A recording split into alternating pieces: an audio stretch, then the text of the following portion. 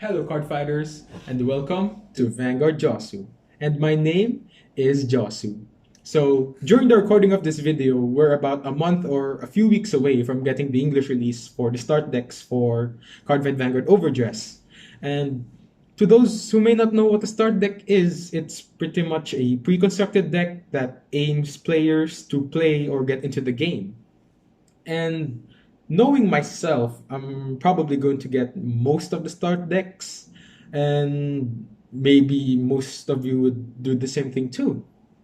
So, in this video, we're going to talk about what if we can only get one start deck.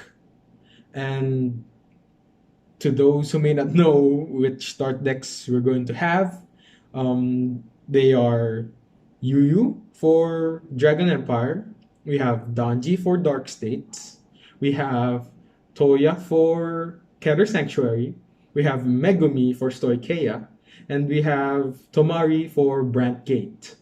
And I hope this video will help you to choose what start deck you're gonna get, which start deck you're gonna get, and yeah, and well, anyway, without wasting any more time, without further ado, let's get started. So, the first thing I want to talk about is their playstyles. So, we all know that each and every start deck has their own playstyles, and I want to go through each and every single one of them briefly to give you a better idea about what each start deck can do, and maybe you'll be able to choose one already. So, the first thing I want to talk about is Dragon Empire. Dragon Empire, its start deck focuses around the overdress mechanic, and the ride deck gives you enough consistency to get into your pieces and perform the overdress. And yeah, other than that, Dragon Empire can retire your opponent to your guards, and if you're into that, why not choose this? And next, we're going to talk about Dark States.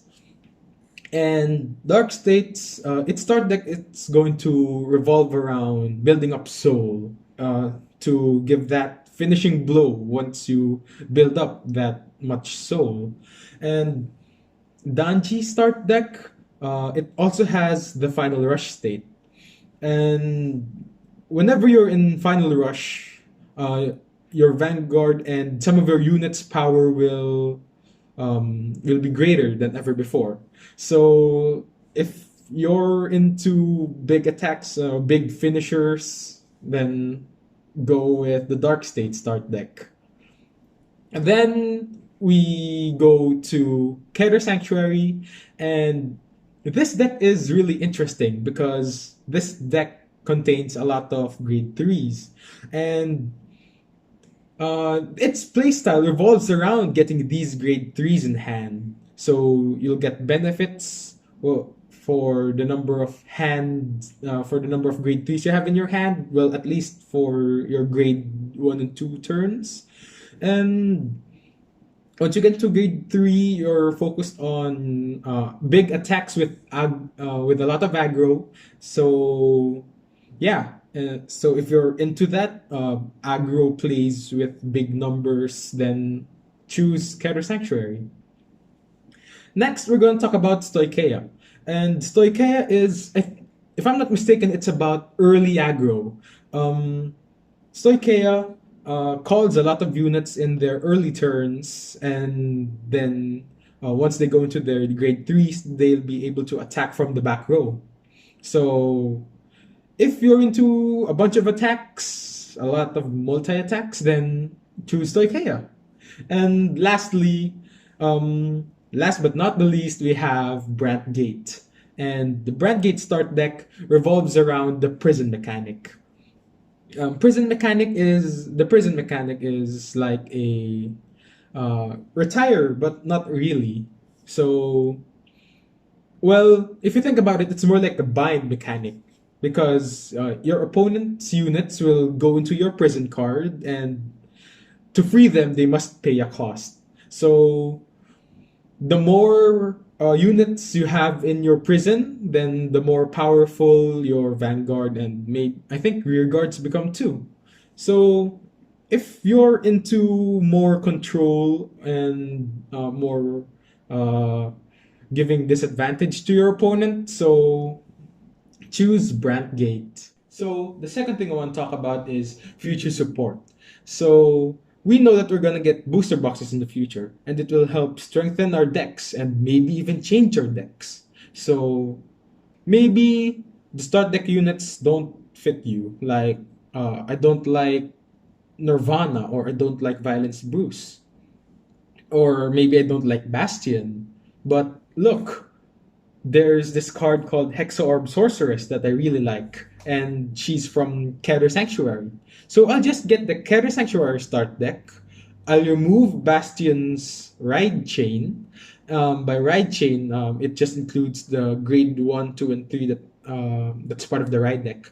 And replace them with the ones that's part of Hexaorb Sorceress's Ride Chain. So with that, I'll be able to build a deck easier and build a deck around Hexaorb Sorceress, which is much easier to do than just getting a start deck and then liking a unit that belongs in a different nation.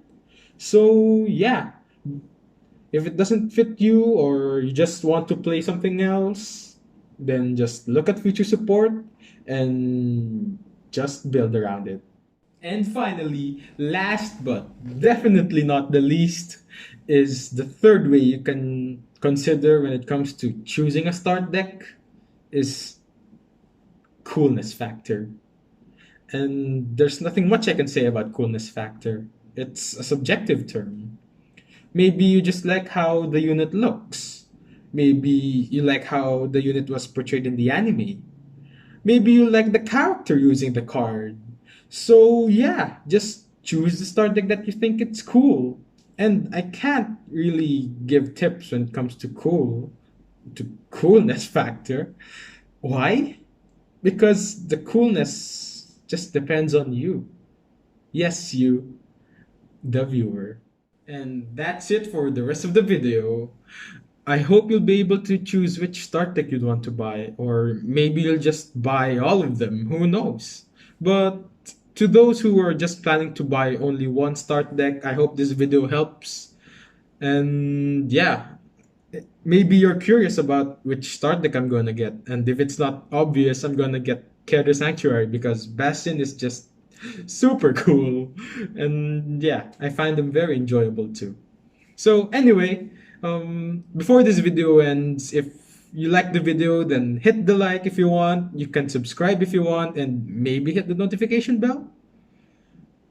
Anyway, I look forward to more Vanguard videos with you. And again, this is Vanguard Jossu, and my name is Jossu. And I'm gonna see you next time. Bye bye.